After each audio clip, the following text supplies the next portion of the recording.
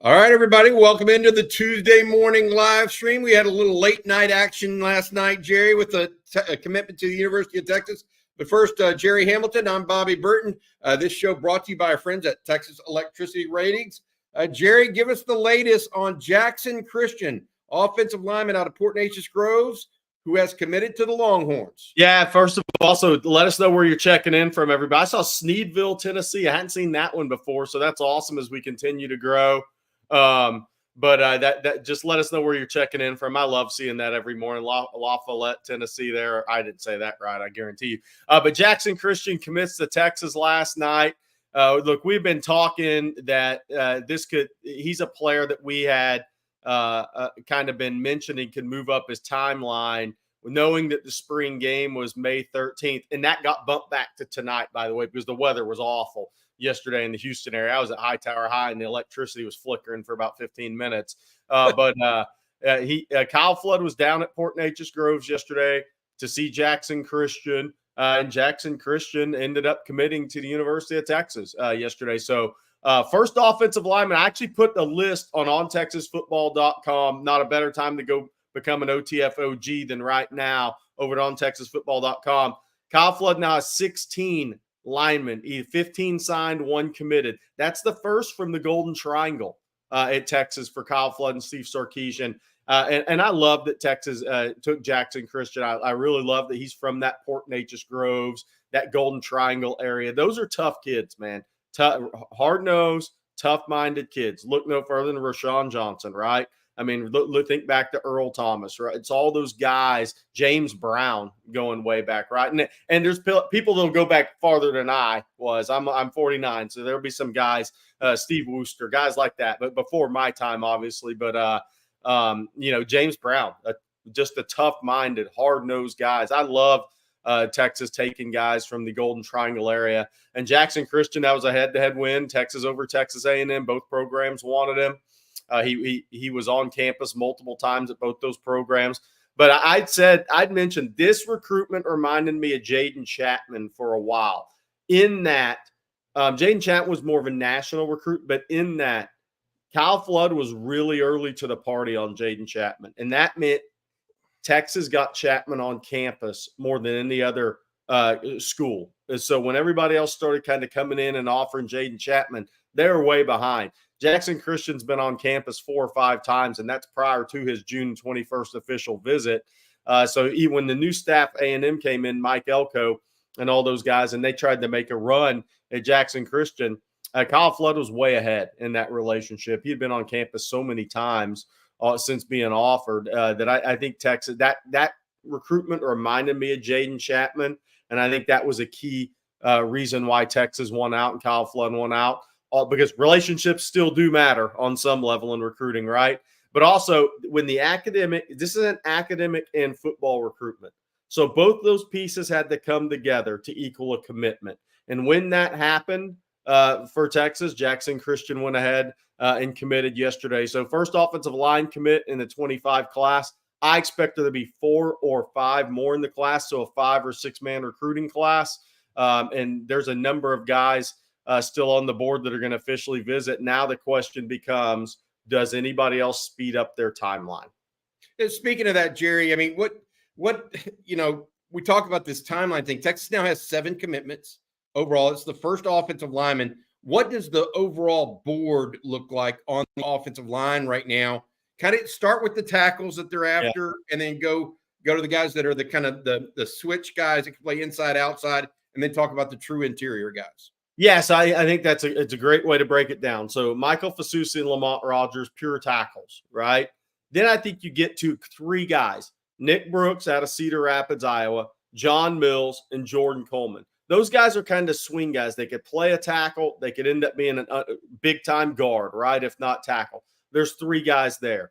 Then, you get to a Tyler Thomas at Dickinson's a guard, right? And Devin Coleman from Cedar Hill, he's a guard center, but I'm trending to center here. I think center may end up being his position, and I think he could be tremendous at it.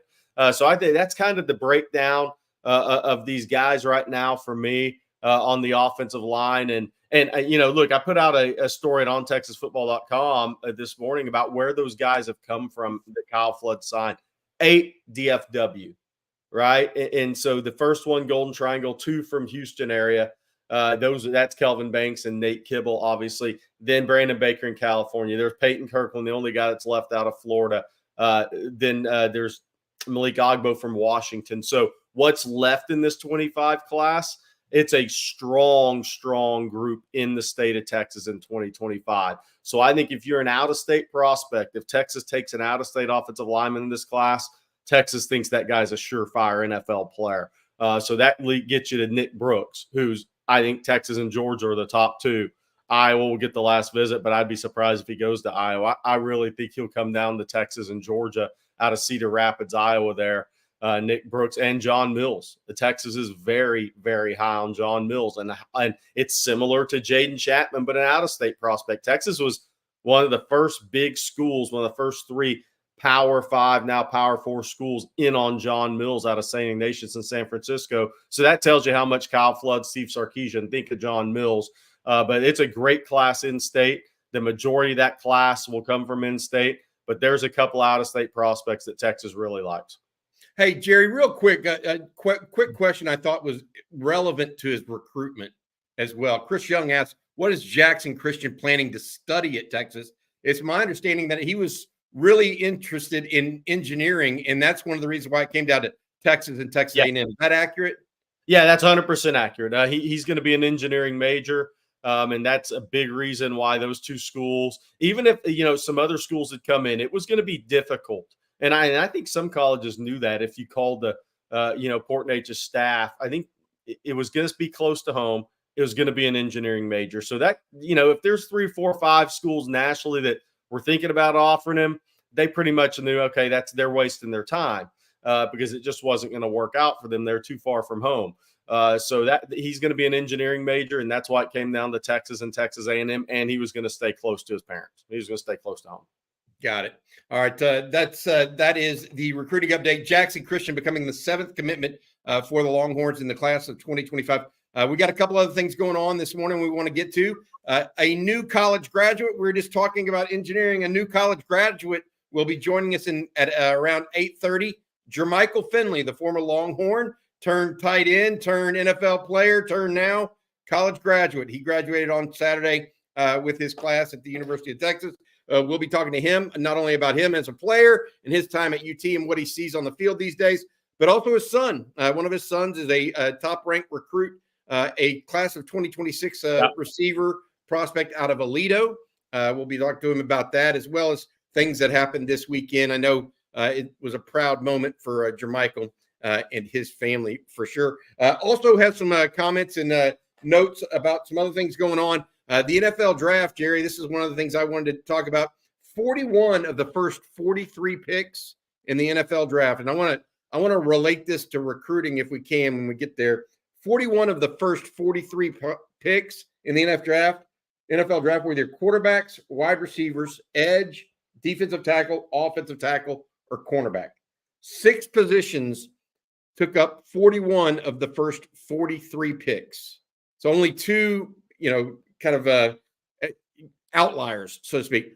I want to talk about what does that mean from a recruiting perspective? Like, what are you doing if you're a coach and you're trying to recruit like Steve Sarkisian? What are you thinking? Are you prioritizing those positions, or are you looking for just great players all around? I want to kind of think about that context as well before we get going any further. Before we go into that stuff, I want to say thank you to our sponsor today. Our sponsor is our friends at Texas Electricity Ratings. If you are in a deregulated area of Texas, like Dallas or Houston, you understand that the deregulated electricity market can be confusing. You may have an issue with, I don't know, there's websites out there like Power to Choose that could actually get you off the mark. Texas Electricity Ratings is a shopping website that lets you compare prices, read customer reviews, and find a good electricity plan that fits your needs. It also filters out a lot of the gimmicky plans, so choose that try to trick customers.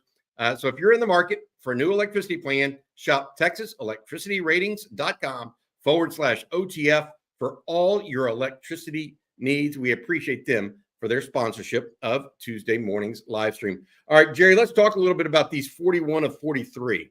Yeah. Right? At the positions of quarterback, wide receiver, edge, defensive tackle, offensive tackle, and cornerback. All right. It's interesting to me that of those 41, that like no Anthony Hill wouldn't be on that list, right? Yet we know that he has a extreme impact on the Texas Longhorns. Yeah. Right. What about one of the only two players, by the way, that were anomalies of that 41 and 43 was Brock Bowers at tight end, who some may. I mean, you could make an argument he was the best player in college football the last couple of years. Right. Like as an all-around player, not a quarterback. And that was the tight end for Georgia. And then Graham Barton, an offensive lineman center out of Duke. Those are only two anomalies. Does this mean anything for Steve Sarkisian? Should he start prioritizing those positions any more than he already is? Or is recruiting a little bit different because you have 25 guys that you're working with and not just 7 rounds of draft picks? Yeah, I think it's a little different, right? But I do think in recruiting, those are the priority guys. In the NIL world we live in, those are the guys. Obviously it starts at quarterback, then you have to protect the quarterback, then you have to rush the quarterback, then the quarterback has to have somebody to throw the ball to, especially if they have speed and size and wingspan and catch radius, and then you better be able to cover that guy for long enough. So, I mean, that pretty much lines up. That lines up with the college game in recruiting, so to speak. But I think everything Texas is doing, they're on the right track. I think they've addressed the edge position at Texas since they've got there. It's been a slow build to get to the Trey Moore and the Colin Simmons. And what it means to me, really, when you look at that, is you're never going to win all the battles. We've talked about this before. If Texas signs 3 or 4 out of the top 10 in the state, that's a really good class. Kirby Smart's dominated college football in recent years, and he'll sign 3.5 to 4. So 3.5, 3 1 year, 4 1 year out of the top 10 of the state in Georgia. You're not going to sign all these guys. But those premium positions, those Colin Simmons of the world, they become even that much more important when you have a big time guy, an elite guy, truly elite guy in state, Bobby, that can really make a difference. I find it interesting because I'm looking at it. Quarterback, Texas has KJ Lacey. Wide receiver, Texas has not gotten a wide receiver as yet in this playoff. Edge, Lance Jackson. Big time. Yep. Defensive tackle. We have Brandon Brown. No offensive tackles quite yet. We think Jackson Christian's a tackle guard kind of combo, and then no cornerback yet. So of the 7, not all of them in that category at this time for the Longhorn. I think that because there's 25 scholarships, I think you're looking for the best players and you're trying to create a team. I want to say this. I feel like going back for those people that have been around Texas a long time, I feel like John Makovic actually did a good job of recruiting those positions: quarterback, wide receiver, edge, defensive tackle, offensive tackle, and cornerback, but didn't necessarily do a great job of all the other positions. Yeah. And so you got a team that was a little hit or miss. It could hit the high notes. It could beat James Brown could beat Nebraska, right? But then they might get beat by 30 by somebody else. Yeah. You know what I mean? And I think that's where it doesn't necessarily apply. This kind of idea of what the NFL is doing doesn't necessarily apply equally to college football. I think another big thing in recruiting is you have to cast a wide net to ensure you get these guys. That's the one thing I'll say is, you know what, if you're going to take 2 or 3 edge guys in a class, which is where Texas is at in 25, you got to bring in 6 high-level guys. I mean, the bottom line is it's a numbers game. Look, even Nick, even Kirby, go down the list. They're gonna bring in 2.5, 3 times amount of guys that they're going to sign at these positions, and they know it's a real battle royale for all those guys, right? So, I mean, if you look at it, the Texas edges, for instance, Lance Jackson's committed, obviously coming in June 14th through 16th. Hayden Lowe out of California, some believe could be a first-round pick one day. We'll see. Smith Orogbo out of A-Leaf Hastings. Damian Shanklin. out of Indianapolis. Marco Jones out of NorCal. I mean, so there's 5 guys at edge right there to get 2 or 3 spots, right? So you figure another guy may be added to that, but that's 5 guys for 2 spots or 5 guys for 3 spots. Maybe it ends up being 6 guys that visit for 2 or 3 spots. So I think Texas is on the right track in what they're doing, right? I mean, that's the thing I look at is at receiver. Does Texas have a receiver committed right now? No, but just look at who is visiting. Are they going to fill that? Are they going to go 3 or 4 is a big question to me. It's gone back and forth, but you have DK Moore, who you have a spot for until December, but he'll make a final decision before his senior season. You have Jamie French, where I was last Monday at Jacksonville Mandarin. You go down that list, Khalil Lockett, Kelshawn Johnson. Texas has a lot of shots on goal at wide receiver here. So they're going to come away with 2 of those extremely high-level guys to get maybe they went out for 3, but I think what Texas is doing is they're getting enough shots on goal at all these positions to sign the type of players and the type of classes they need. D-line, I think you'll see that class kind of expand more so, add a couple more official visitors here before June to kind of get to that number where it's workable. But I mean, Kenny Baker's just going out and seeing these guys for the first time. So I think Texas is continuing to do the right things in recruiting. I think they're on the right track.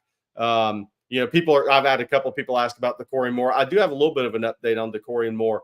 The reason he hasn't released his official visit list yet is he's kind of working around the OT7 national tournament is on one of the big official visit weekends. So he's kind of working around that because schools always want the weekend official visit. Texas is going to get an official visit.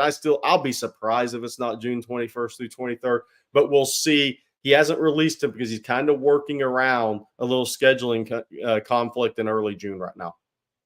Yeah. There's going to be, look, you got to be a little patient with the big time guys. You're not always going to get them the exact weekend you want. You're hopeful, but that's not part of it. I do like that term shots on goal though, Jerry. Yeah. That's descriptive. And I think people understand it pretty simply. Hey, if you're going to bring 10 guys in, you're hoping to get 3. Yep. Now you don't know which 3 you're going to click with next necessarily. Right. But that's a good question. I want to go back and mention this real quick. Jackson Christian, the offensive lineman, committed to Texas last night out of Port Neches Groves High School in the Golden Triangle. One of the guys that I forgot to mention in the Golden Triangle last night or this morning that I watched play, Shane Dronette was down there from Bridge City area. He's another big-time guy from the Golden Triangle area. Someone asked where the Golden Triangle is. Basically, it's Port Neches, Port Arthur, and Beaumont is the area that we're going to get to. But before we go there, Jerry, I want to ask you one question about Jackson Christian and his commitment. Who is next? A couple of people want to know who's next. James Simon announces on May 29th. Is that most likely the next guy? A couple of weeks away now, 16 days away? We'll see. I mean, we'll see if somebody pops before that. But I do know that late May, I think a couple of guys are possibilities to come off the board before the June official visits. But again, the majority of these guys are going to go through this June official visit process and announce late June, early July, right around July 4th, before July 4th, and certainly before their senior season. Because I'll say this, every high school coach I've talked to wants their kid committed before August. I mean, I haven't talked to a high school coach. And remember, I've been in Georgia, Florida, and Texas. Yep. I've not talked to a single high school coach that doesn't want their kid to have a decision before senior year. So there's not a circus for these highly ranked kids, because that's who we're dealing with covering Texas for the majority, for the most part, is the kids that are highly ranked. The recruiting can become a circus because there's so much interest from the media side, from the colleges side, from the community side. They want these guys committed before senior season. All right, Jerry, good stuff. I'm going to welcome in our special guest right now. Guy from Diboll, Texas originally. Now, by way of the University of Texas, has a full-on graduate degree from the University of Texas. Jermichael Finley, welcome to the show, bud. I think you're on mute, Jermichael. There you go. You're good now. How you doing, man? How you doing there, my man? Yes, sir. Look, I'm you're awesome, from man. the How are mobile you? command center. You're from the mobile command center. That's normally Jerry who's on the road like that because he's out seeing recruits. Congratulations from everybody here on your degree from the University of Texas. I know you made some people proud when you walked across the stage this weekend. Yeah, man. It was a milestone. It was pretty awesome, man, to go back to the University of Texas and finish school and, to get my degree and, finish what I started, man. It was a very surreal feeling. How long did it take you to go back once you decided to go do that? Like was it a semester, 2 semesters, 3 or 4? Because you left early for the NFL draft too. I left I left the University of Texas as a redshirt sophomore, so it took me 3 semesters to finish. Gotcha. And what did you get your degree in, Jermichael? I got it in a bachelor in science. I'm gonna go back. I'm gonna sit on it for a little while. Probably go back into coach. Whatever interest I get, hopefully it's something that I would like to do. Hopefully it's a team that I would like to coach for. But just to get it to show my boys that you can go have a great career, go win a Super Bowl, and go do all these great things. But one thing you got to do is get your education. Yeah, Jermichael, obviously, you know what I'm going to ask you about, Caden, right? I mean, look, he's becoming a guy that's getting a lot of offers. He has 69 catches for over 1,100 yards in 2 years in high school football, started as a freshman at Aledo. What's it like now as a father having a son that's going to end up being a national recruit? You've been through this process. Now, for some Texas fans that don't remember, first time I ever saw Jermichael was at Houston Hoops on an AAU basketball court. So you were a high-level recruit in basketball and football, but what's it like as a father now having a son that's headed down that same path? Plays wide receiver, by the way, but headed down that same path. It's fun. It's one of those things where I got to kick in my inner kid. You know what I mean? Think like a kid sometimes, and he is getting offers here, there, everywhere. It's going crazy right now. But one thing I tell him is to keep it small. Don't let this moment get too big because it can, and it can get overwhelming for these kids at times because especially for kids that's getting offers all the time, you tend to especially you tend to like look for offers daily, especially when you're getting them day in, day out. Coaches coming in, like flying into Aledo like crazy. And I just try to keep this moment small as possible for him and try to keep the brain inside his head and don't I tell him don't let this get big headed because daddy will still spank your butt. Hey, We're speaking with Jermichael Finley, former Longhorn player, newly minted Longhorn graduate. Jermichael, I had a question for you. Last time we spoke to you on air was about a year ago this time, actually. Yep. So it was about a year before Texas and Steve Sarkisian took this step forward like they did this past season. Yep. Take us through what you saw during the season a little bit that maybe you think made this team special, and then what you see overall from a player's perspective right now, looking at the Longhorns going forward. They're looking good. Of course, coming to the SEC is going to be a little bit of tough, but I say Texas can take anything. We get the players. We got the upstairs. We got the support of the eyes of Texas. So we can go into that conference and shake some things up. It's just one thing we got to do is be consistent and play every game like it's his last. And like I said, we got the coaching staff to do it. We got the head man over all of the organization, the program. And I think Texas can make, like I said, they can make a run this year and try to go win a national title.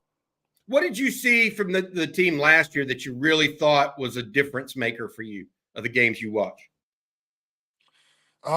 Repeat yourself again. Sorry. Yeah. What did you see in the team last year that you thought made them different than some previous years? What were a couple of things that you really said, that's different than what they've been? Yeah.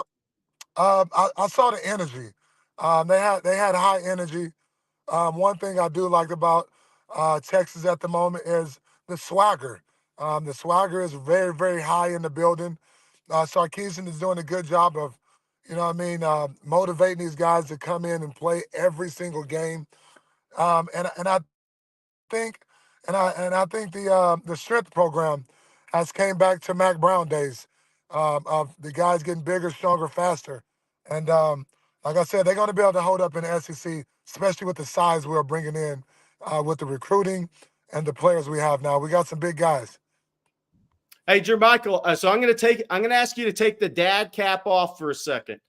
Tell us about Caden as a player, what you see in him, and also Racine Guillory, who's committed to Texas in the 26 class at running back. What do you see in those guys as players and as prospects? What do you like about those guys?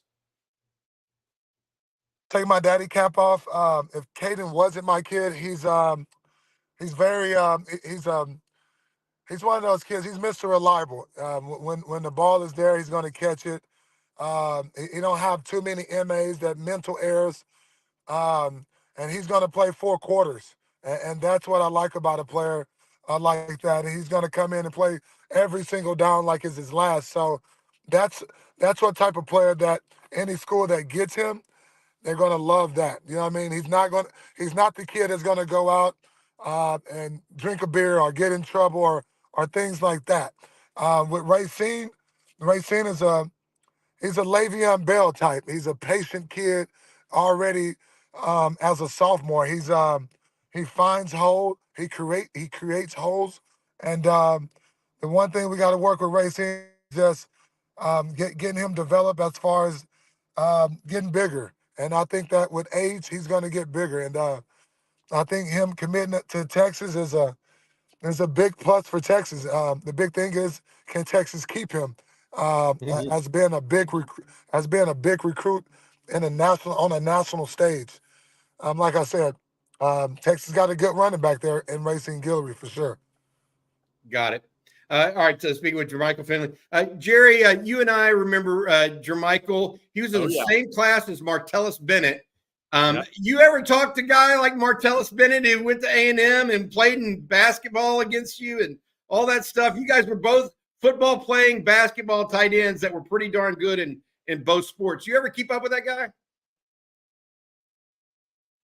No, man. We got all ours. Man, I got 5 boys I'm raising.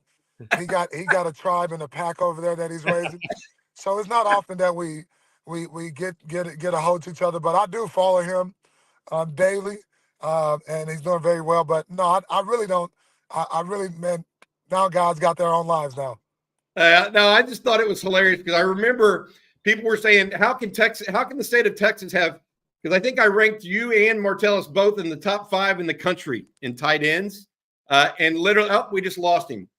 And literally, when we had him, Jerry, people were like, "There's no way." Yeah, there's 2 of the top 5 tight ends, and I was like, "Yeah, there is." No, those guys are either one of those 2. Look, the crazy thing is, I saw both those guys on a basketball court first, I believe, because Jermichael was at Diboll High and he played with Houston Hoops. He was originally committed to Arizona. Yep. Obviously, Hal Pastner owned Houston Hoops. Josh Pastner ended up walking on at Arizona, becoming a head coach at Memphis, and then Georgia Tech. So there was a strong Arizona connection with Houston Hoops back in that day. Even Steven Jackson was once headed there if he had gone to college. So that's the first time I saw Jermichael, and Martellus actually was on a basketball court. And then you're like, okay, these guys, if these guys look like this on a basketball court, if they're bringing physicality on the football field, watch out. And Jermichael Finley still to this day one of the top true two-sport Division I athletes that I've seen in my years doing this. Jermichael Finley was he was a hell of an athlete, man. He could have legitimately got minutes and played a role at Arizona in basketball. He was that level. He was that level athlete. It sounds like the apple doesn't fall far from the tree for his son either, based on what you were hearing and what you've seen, Jerry, with his son. Yeah. Where does he rank as an athlete right now, his son? Yeah. So, Caden? yeah, I got a little update on that. So I've wondered, and we got cut off before I was going to ask Jermichael this about Caden there's been some thought that maybe he grows into a tight end. Obviously, Jermichael's 6'5". What he ended up being 240, right? I think right now colleges are leaning to him sticking at wide receiver. I know Texas was through there last week. I believe it was Jeff Banks and Chris Jackson were buying, probably Tashard Choice as well, but were by Alito last week. And I think the colleges that are offering him right now are going to see him stick as a big wide receiver. And a guy that's his athleticism is holding and maintaining as he gets bigger. I think 6'2", around 195 is probably pretty accurate for Caden right now, but he's picked up a number of Power 5, Power 4 offers this spring, and he is very high on the board at Texas. If I'll say this, if he wants to be a Texas Longhorn, I think he's going to have the opportunity to be as of right now. Yeah, good stuff. All right. Jerry, it is that time of the morning to you. Sorry that we missed out on Jermichael Finley there, but he got disconnected. So that interview is complete. So it's time for our next read. And it's that time of the morning for some folks, not for me, but for some folks. Go ahead, Jerry. You've got our read for the day. Look, I'm holding the Lawnmower 5.0 Ultra. Hey there, beach babes. Are you ready to soak up those summer vibes and unveil your ultimate beach body? Well, you're in luck because our friends at Manscaped have you covered from head to toe with the Performance Package 5.0 Ultra. This is the ultimate all-in-one grooming kit, is set to have you looking and feeling your best in the summer sun. Trust Manscaped and unlock the confidence you need to turn heads this season. Join the 10 million men worldwide plus who trust Manscaped, and go to manscaped.com for 20% off plus free shipping with code ONTexas, all caps. Hey, let's make this summer your smoothest one yet. And let me just say this, guys. For those sunny beach days, don't leave home without the crop preserver. That's the anti-chafing ball deodorant. Let the sun see you shine, not sweat, guys. Manscaped.com, on Texas, all caps, for 20% off. Don't forget that crop preserver when you're out in the sun. You're so serious when you read those, Jerry. I mean, you're very serious. I'm here to help. Look, I just came back from Florida. I put my feet on the beach a little bit in between school stops, and man, look, it's summertime. Gotta get your mouth 5.0. Hey, Jerry, one of the things I want to go back to, we were talking about commitments and whatnot. And James Simon, the running back out of Shreveport, announced yesterday that he is announcing on May 29th. We just mentioned Racing Guillory. He's class of 2026 out of Alito. Ricky Stewart, class of 2025 out of Tyler Chapel Hill. James Simon James Simon would be next in line, I guess is the best way to put it. Is that where you see Texas getting its next commitment from? Or is this, you said it last night, I feel like it's not a well-kept secret that Texas is the heavy favorite for James Simon. Would you agree with that? Yeah, I would agree with that. It's the only official visit he has scheduled. I mean, that's the thing. And when CJ Vogel and I talked to him at the spring game, after the spring game, he mentioned that, look, the timeline may move up. And I asked him at that time, what official visit do you have? Well, I have Texas 21st through 23rd. Anybody else? No. Well, I mean, it's hard to pick somebody else other than Texas in our business at that point in time. So I think he's a guy that Tashard Choice is always liked. He has a connection. Obviously, I think Tashard Choice to his father, who's a tremendous running back at Louisiana Tech, briefly in the NFL.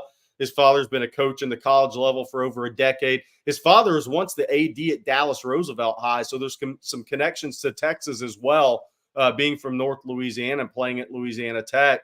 So his father, there's a connection there with Tashard Choice. And I think development at that position takes precedent. And I know, look, did Emmitt Smith need much developing? No. Did Barry Sanders? Probably not, right? But there's still development at the position. And if you're a coach's kid at running back, development's still really big, even if your kid's an instinctive, talented running back. So I think Tashard Choice checks all those boxes for the Simon family right now. But it's interesting, we've asked what other guys can move off timeline. I was at Hightower yesterday. I mentioned that we're going to have a 13-minute interview with Cade Phillips up later on Texas football here coming up this afternoon or around lunchtime. And he's one that's sticking to his timeline, right? Late June, early July, has the A&M. He visited Baylor officially. I think he really likes Kevin Curtis, who I think does a great job in recruiting, but he's not going to Baylor. So you have A&M 7th through 9th, LSU the 14th through 16th, and Texas the 21st through 23rd. I think A&M's probably a distant third right now in that. And I think LSU and Texas are probably the top two. LSU recruiting him as a corner, Texas recruiting him as a DB, but leaning the safety because Blake Gideon's is the head man in that recruitment, and expected by the school today, by the way, to watch a little spring football there. Blake Gideon at Hightower today. So most of these guys, they're going to go through this June official visit process and make those decisions late June, early July. Outside of James Simon, the one position I watch is offensive line a little bit. Now, could somebody or a couple of guys move off a timeline and make an early June decision? Quite possible. Now that the ball's rolling at offensive line, we'll see if these guys go through the entire month of June, because offensive line guys tend to go off the board a little bit earlier than some of the other positions. Not necessarily an offensive left tackle. I'm talking about the other offensive line positions. I'll tell you what, I'll get Matt, our producer, to create some some screens for people to see of who all's coming in on the various weekends for folks, so that y'all can see that live as we're talking about him. Cade Phillips, you mentioned him, the defensive back out of Hightower down in Houston. Jerry, I consider him a high priority target for Texas. Is that a fair assessment? Yeah, look, his head coach, Cornelius Anthony, obviously played at A&M, played in the NFL a little bit. I love what he does there in terms of culture, discipline, at Hightower program. I think he does a great job. Those guys are very high. And Cornelius Anthony played the game at a high level. They're very high on Cade Phillips because he checks all the boxes, along with being 6'2", 178, with an 80-inch wingspan, 10.25-inch hands, and a 24/7 long jump twice, 2 meets in a row. He went 23-11 at the state meet. But so he's got the natural explosiveness. He's got the ball skills. That shows up at wide receiver as well as defensive back. And he's got that huge wingspan, catch radius, whatever you want to call it there. But he checks all the boxes, the mental boxes. So this is a guy who I think right now, everybody that's recruiting him, all the coaches at Hightower, myself after being around them multiple times, thinks this is a kid that's going to go maximize his talent. And when you have the talent level of Cade Phillips, if you go maximize that talent, you're going to play football for a living on some level. It's just where and how long. He's that level prospect for me. Yeah, anytime somebody's long jumping 24/7, they can get it. Hey, as a junior in high school, I mean, are you concerned, or is anybody concerned about Texas recruiting him as a DB, not just a true corner, because he's a corner, safety, or corner? I hear some people are recruiting him just as a corner. What's going on there? Yeah, so I think, look, he says that he will play anywhere in the secondary. Does he prefer corner? Yeah. Do I think that's going to be the deciding factor for him? If he comes down to LSU and Texas and he says, you know what, him and his family say, Texas is the place for me, I don't think he's going to turn away Texas because he'd play safety there. I do think the schools that are recruiting him at corner have a strong message because that's what he prefers, but I don't think it's an absolute deal breaker for him at the end of the day. I think that's fun, the stuff to talk about, but I don't see that being a deal breaker at the end of the day if Texas is where he wants to be. And we'll see if that becomes the case here in June right now. I mean, I think Corey Raymond's done a good job in that recruitment. He went to LSU for the first time in April. He's been on campus at Texas in April as well. Obviously, his brother Kenneth Phillips was a really good linebacker coming out of Fort Bend that signed with Texas A&M, had a devastating knee injury. Was never able to come back on the field. He's set to graduate from A&M in December, I believe. So the mom and dad, it's a close-knit family. He's going to stay close to home. And it'll come down to where's that place going to be. But I don't think it's going to be an absolute deal breaker. If he feels like Texas is a school for him at the end of the day, I don't think that's going to keep him from going to Texas. I'll say that. So we've had some other questions at corner as well. Like, is Dorian Brew the only top number one guy left on the board? I'm just here to tell you, Aiden Anning is one of those guys for Texas. They absolutely love Aiden Anning. I know he's a little later to the party in recruiting because he was a basketball guy that really returned to football. But then when he went to that Under Armour camp in Dallas, I mean, the numbers that kid put up, the testing numbers plus the video that goes out to colleges from that event were kind of eye-opening. Terry Joseph in Texas got on him early. They were by the school last week again. Aiden Anning will be on campus for an official visit June 21st through 23rd. I really think Texas and Miami are going to battle this one out. He's going to visit Arkansas. He's going to visit TCU. We'll see if anybody else jumps in. But Texas, it may not show up in recruiting rankings, but Aiden Anning's if Dorian Brew's a 1A, then Aiden Anning's a 1B. And Texas really likes Caleb Chester as a cover guy as well, who's coming in June 7th through 9th. And then there's Devin Williams, the wild card recruit at corner for me out of Buford. He's never been on campus before, but the Shard Choice, Kenny Baker were by that school a couple of weeks ago, and they really Texas really likes what Devin Williams can be at corner. The kicker there with that recruitment, he's committed to Auburn. He visits Auburn June 14th through 16th. He's scheduled to visit Texas the 21st through 23rd. Obviously, Auburn will try to get him to cancel that visit. He's the wild card at corner, but a talented kid if you've watched the video. He's got that wingspan and those ball skills. Really reminds me a lot of Javion Cole, to be honest. Dorian Brew out of Conroe, just for people keeping up, not familiar with these names. Dorian Brew out of Conroe, Aiden Anning out of Ruston, Louisiana, Caleb Chester, another Fort Bend area school guy at Marshall, Devin Williams out of Buford, Georgia. Hey, Jerry, that's interesting. Two DBs from Fort Bend. Yeah. Texas has not recruited Fort Bend heavily in the last decade. That's been the weak spot, Bobby. You've mentioned this before. That's been – if there's been a weak spot for Texas, it's been Fort Bend over the last, 15 years? Yep. There have been a lot of really good players come out of Fort Bend. They're not always the most highly ranked guys, but there is – and I'm here to tell you, Hightower is going to continue to have players. Fort Bend Marshall is one of the fastest high schools in the state of Texas. They're going to continue to have guys. And then Ridge Point is a school that you better know who the kids are at Ridge Point, because in Siena, the neighborhood that feeds into Ridge Point, that's where a lot of the pro athletes, TJ Ford's son went through there. Sean Rogers' daughter is committed to SMU in volleyball. We had him on the show. She plays at Ridge Point. Ndukwe Kalu's son is at Baylor. He played at Ridge Point. There's more former NFL, former pro athletes, kids coming up in Ridge Point. Very talented. Roland Seymour's son was there for a brief while. I think he's going to be at Elkins next year, the quarterback, the 26 quarterback. But there's going to be a number of talented kids come through Ridge Point. That's an important school to know who they are early on, because Ridge Point is going to be one of the most talented schools in the Houston area for a while. Yeah, well, I'm just looking at it. I just think of guys that Texas has not really recruited real hard down in that area. And I'm looking at CD Lamb, a great player for the Cowboys and OU. Devin Achane, lighting it up with the Dolphins, played well for a while at A&M.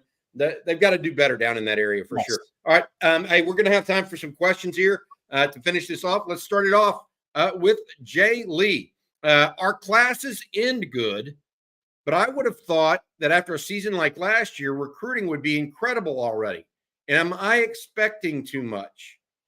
So I think this is a fair question. Texas at 7 commitments right now. And I don't think Steve Sarkisian wants to categorically change how he operates based on how good the team is.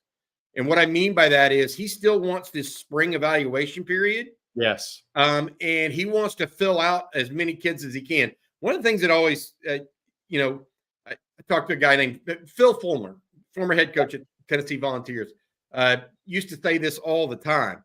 He goes, look, I have to make a scholarship decision, and I've talked to the kid maybe twice ever in my life. I just have to see video. What if he doesn't even, he's just not for me, but his film looks unbelievable. Well, by delaying their commitments or really knowing who you want when you want them, it gives you a better sense for who your future team is. I don't think you're going to come out. I don't think Texas will ever necessarily come out with guns blazing in recruiting. Right. That's not Steve Sarkisian. No. You agree with that, Jerry? Yeah, no, I totally agree with that. Now, at the same time, is Texas where Georgia is and Ohio State is? No, they haven't had that success long enough yet. I mean, Georgia won that back-to-back national titles, played for another one, right? They became the cool program in college football. I mean, and Ohio State, the run of success they've had, right? Texas is building towards that. But yeah, to your point, though, look, Texas isn't trying to get a ton of guys in the boat right now, but to also understand, here's the other thing with that.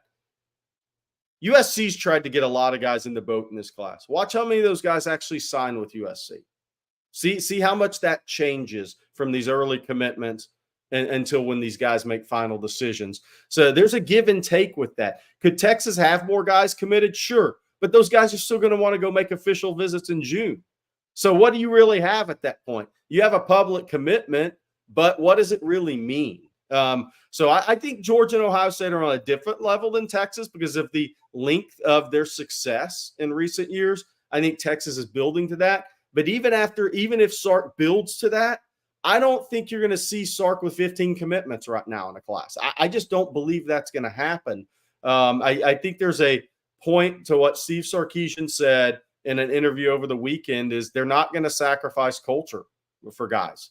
And so the only way you ensure you do that is to have those guys on campus multiple times, their parents on campus multiple times, and make sure that's the correct marriage. Now, I'll say this. As you have more success as a program, more sustained success, what happens with that? You get more kids to campus earlier than ever.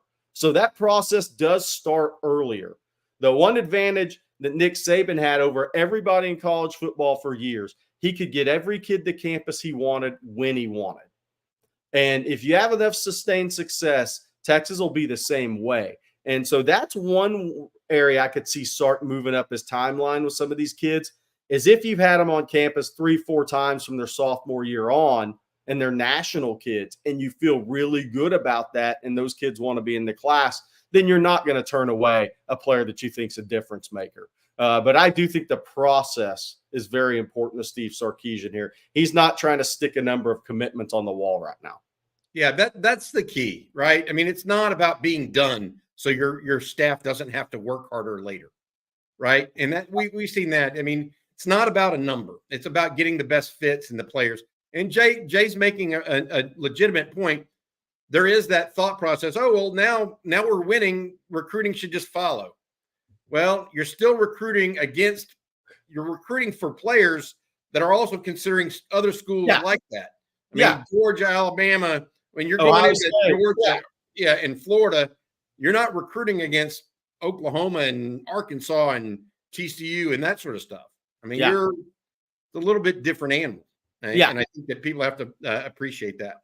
And again, I mean, for instance, there's a kid that Texas offered in March. That he's not a kid that'll end up at Texas. Kid named Isaiah Gibson at Warner Robins. He goes to USC. USC got him committed. Hey, great. That looks great. You know what? He's taking 6 official visits, and USC isn't one of them. So what is that commitment worth? Nothing. 0. But good for getting the commitment. Looks great for about 24 hours or a couple weeks. Hey, Jerry, this is something I want to mention here real quick. Daryl Klein had this question. Is Coach Flood already on some of the top 2026 O-line? I know he is with John Turntine up in Dallas area at Crowley, but are there others that he's in line for already? Because I know you mentioned this, they're trying to recruit a year ahead to some level. Oh, no doubt about it. I think that's what Flood may be doing in the Houston area today. All right, Texas fans, I'm going to put y'all on offer watch, kind of hang out later. Let's see what happens here. But in 2026 at the offensive line, let's see what happens there. I got somebody in mind today. We'll see what happens. But yes, John Turntine, Toa Katoa at Euless Trinity. Those 2 guys could commit to Texas right now.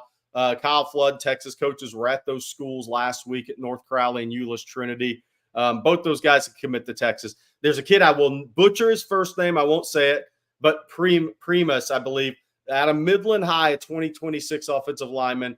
He was at Texas, I believe, for the spring game. He's a guy that I would be surprised if Texas doesn't offer at a June camp this summer. So I think there's a kid in the Houston area that may be up for an offer soon in 2026. Very talented interior player guard. So I got you guys on offer watch today. So take a look out a little bit later today on that one. And then I think, look, Texas is also looking at some kids nationally. They offered Briston Martinez out of Gonzales, Louisiana, East Ascension, elite kid. So Kyle Flood was down in enemy territory a couple of weeks ago in that Baton Rouge area, offering him. So Texas is looking nationally at a number of guys. I'm actually going to have an update on later this morning on TexasFootball.com about one of the very best 26 offensive linemen in the country, not from the state of Texas. Good stuff, Jerry. Thank you for adding that offer watch comment as well.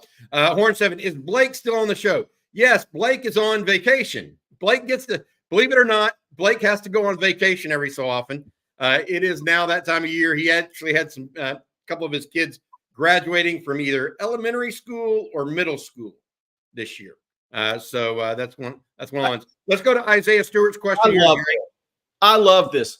Okay, I always wondered what makes Texas high school football the greatest in the nation. Jerry, you've been around. I've been around. Yeah. I think I've seen. I counted one time. I've seen high school football games live in 17 different states, like actual live high school football. What do you? I do think it's the best in the nation. Yeah. I want to hear why you think it is or isn't. So this is a great topic because, again, I was in Florida last week, and I lived in Florida for several years and was doing this job nationally. and I would always have high school coaches in Florida when they realized where I was from. Hey, what makes it so great in Texas? And I think Texas is the best Friday night high school football experience and high school football in the country, bar none. I think it's by far the best. Georgia's caught up from paying the coaches and the facilities. Their product has gotten a lot better in the last decade. They've kind of copied the Texas model, which is smart. Florida's not set up for that at all. They don't even have youth football and middle school football in a lot of counties in that state. But I think the Friday night football is just the best by far in the country. And look, and that's not taken away from Ohio and some other places, but just think about how many high schools there are in Texas, and they do it right from the middle school football to the booster clubs to the Friday night experience.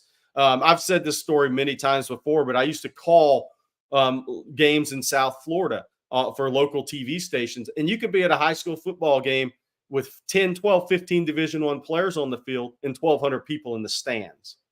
Yeah, that's not a great Friday night experience for the kids. I mean, the build-up, everything that goes into the week before a game in Texas high school football, the media coverage, the communities, everything's it's just amazing, right? Does that mean I believe Texas is the most talented state necessarily? Per capita, no, they're top 10. But from a Friday night high school experience, it's unquestionably the best. If you're a high school football player, it's the best place to play. I think there's that, and there's also the reality of coaching. I mean, I go back to this. You're right. I mean, there could be great players from Montana or, Pahokee, Florida, or, Washington, D.C. I mean, great players come from everywhere. Now, per capita, you're right. There's spots, and Texas is definitely one of those. Houston, Dallas, parts in between.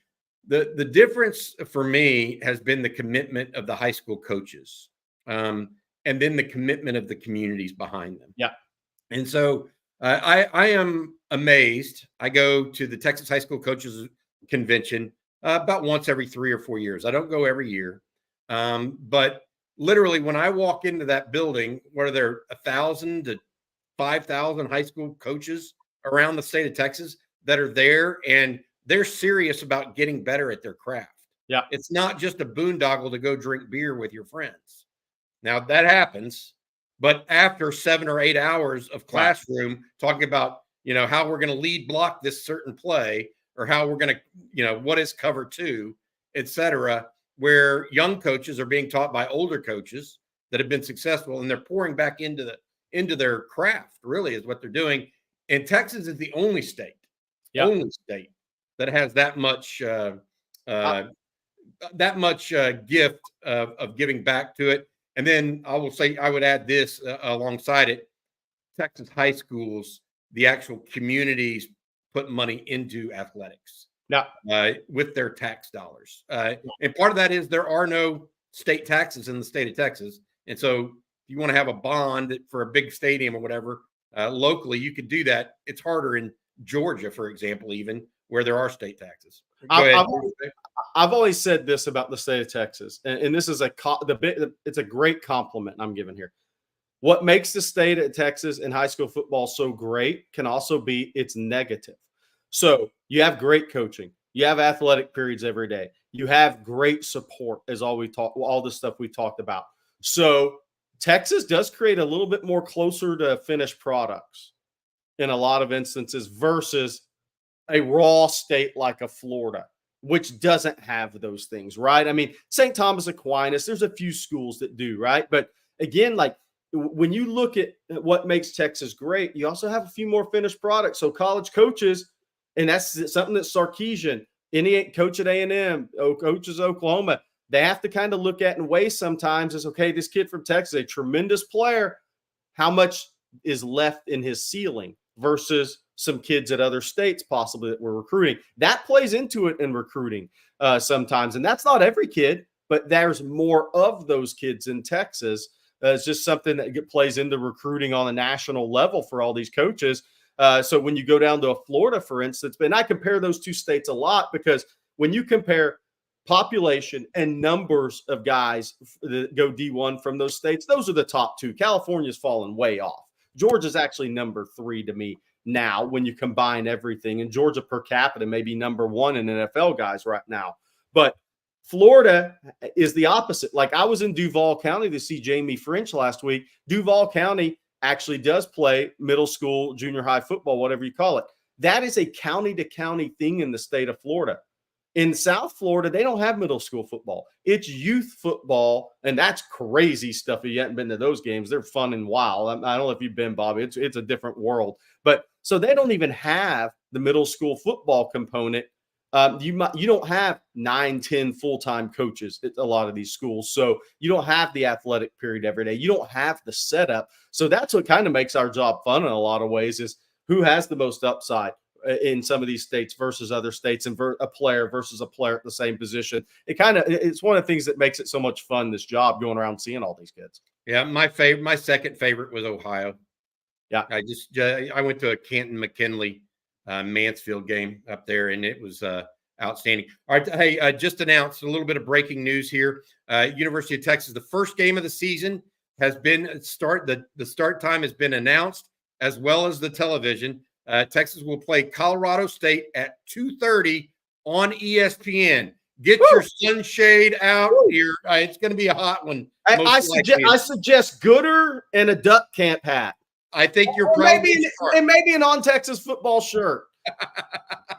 2:30, according to the university. They literally just released that information in the last 5 minutes. The first game of the season versus Colorado State will be at 2:30 on ESPN. So it is going to be baking out there. The guys from Fort Collins are going to be coming in, Jerry. Ooh. They're going to be practicing that cooler weather, and all of a sudden they're going to be hit with 105 and humid. They may wilt a little bit, bud. They may wilt. And if you think Sark's not going to play a lot of guys on defense in that game, hey, look, Xavier Filsaime, Jordan Johnson Bell, some of you young guys, if you happen to be watching this watching our show, as a lot of guys do, or their families, everybody better be ready to play in that game. Yeah, your parents are going to have to wait. Hey, they're going to have to wait till the third and fourth quarter, too, whenever the score may be out of hand, we think. All right, hey, before we take some more questions, I want to say thank you to our sponsor. Anyone shopping for electricity in the deregulated areas of Texas, TexasElectricityRatings.com is the best place to find a great electricity plan for your household. For starters, it filters out the dangerous and gimmicky plans from providers that are all hat and no cattle. When it comes to your monthly bill, you can shop by rate, but also by an average bill feature that actually takes into account seasonal usage to give you a real number and not some placeholder. So if you're looking for a new electricity plan, check out TexasElectricityRatings.com/OTF for the best options available to you. And that is TexasElectricityRatings.com. Thank you for your sponsorship of Coffee and Football. We couldn't do this without our sponsors, that's for sure. And we really, really do appreciate it. All right, let's head back to the chat line, get some more questions going. This one from Rich Thompson. About your industry, how many D1 programs have multiple outlets like OTF?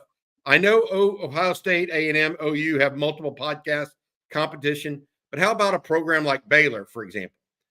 You know, Rich, I don't know that answer. I've been doing this for a long period of time. We always, when I was I was a COO of Rivals, for example, back in the day, and we managed all these people, and then we started 24/7 Sports and did all that. We always thought there were about 15 schools that were A1 schools, and that's what you're really describing. You know, schools that can really handle multi partners in media, because our goal was always to have the number 1 or number 2 website for that particular team. And as we got down to the 30th or 40th ranked team, if you didn't have the number 1 ranked site, you didn't have anything. And to give you an example, Virginia Tech might be one of those, right? They're not a tier. There definitely can be a tier 1 program, but from a fan base perspective, even though they've got a good fan base and all this other stuff, they weren't considered a high tier 1. They were like a 1AA. So I hope that makes sense to you, Rich. There are a lot of good people out there that do good work at the University of Texas. I'm really by the way, I'm partial to the folks at Third and Longhorn. I know Nick Shuley and those guys, and I know they try to do things the right way. So, by the way, I want to congratulate our community here for because we have a lot of people joining at different times, different days. We're over 46,100 subscribers on Texas football here. So thank you to all you guys for continuing to pass the word. And why is that number meaningful? We're now number 2 in all college team coverage markets on YouTube. So thank you guys for helping make that happen. Ryan Nelson, are we doing a 50K live stream? You're damn right. Hey, here's a couple of questions here. Antoine, Jerry, what's up? What's next up for Tyler Thomas, the offensive lineman from Dickinson? Bobby, can you give us a little Donnie Little story, also a Dickinson native? Donnie Little's a little bit ahead of my time. He played in the 70s at Texas, but my dad took me to go see Donnie Little play in high school. That's my first remembrance of Donnie Little. I grew up down on the southeast side of Houston, and Donnie Little was a big name in high school football back at that time. Andre Ware, Heisman Trophy winner, also a Dickinson High Gator. What's the deal with Tyler Thomas there? Yeah, it'd be interesting.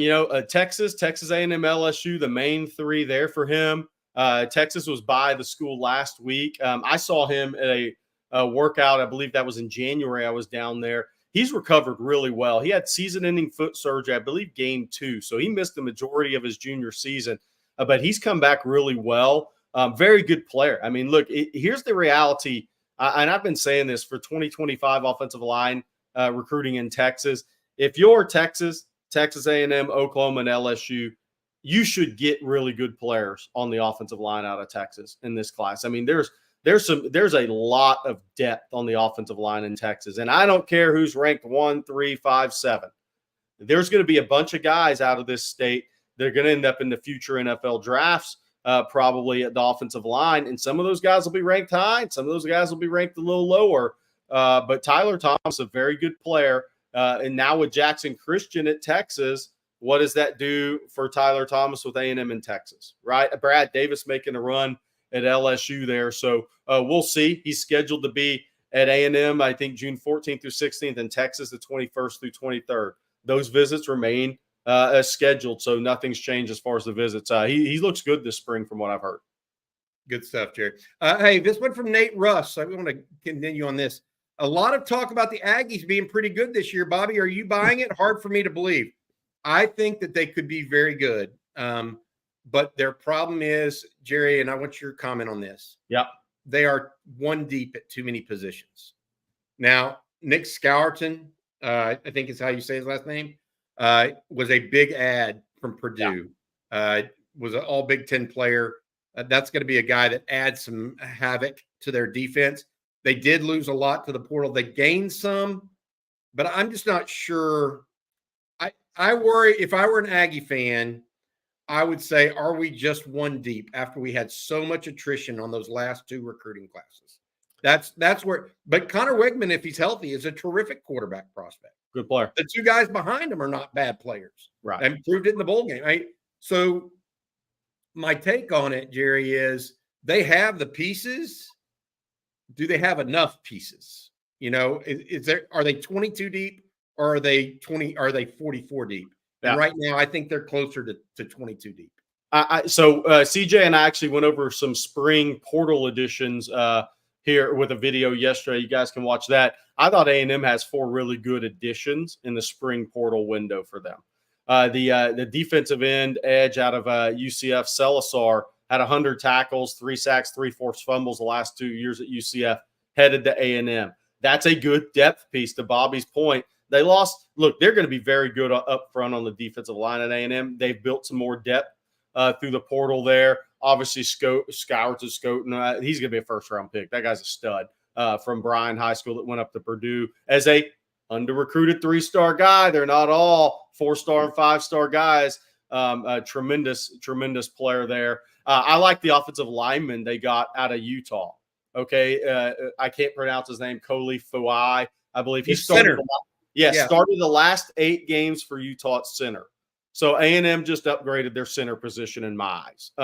The key for A&M next season is going to be offensive line and the health of that offensive line. They were bad up front last year. They were playing a guard at tackle. The freshman Basantes, he could be a very good guard. Stick him in at tackle, tougher for him, especially as a freshman. I think if he plays guard, they're a better offensive line. But the offensive line, how much improvement have they made there? What's their depth going to look like? You're going to have injuries on the offensive line. Not many people have a season like Texas did 2 years ago where all guys start every game, right? That doesn't happen very often. So you're going to have some injuries up front. What is that offensive line going to look like? To your point, you got to protect Connor Wegman. He's a few injuries in his career now. So he's kind of dangling a little bit on how long he can go through all those injuries he's had. Because they're not minor ones, right? So that offensive line is going to be key. The defensive line is going to be good. I like the linebacker they took out of Pitt, DeShields. I think is a good player. I think he'll be a solid linebacker for them. They took a tight end out of East Carolina who will be good number 2 tight end for them, I believe.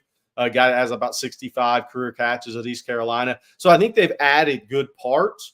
Again, to your point, it's the depth. And I really look at offensive line for Texas A&M next year. That is going to tell the tale of their season for me.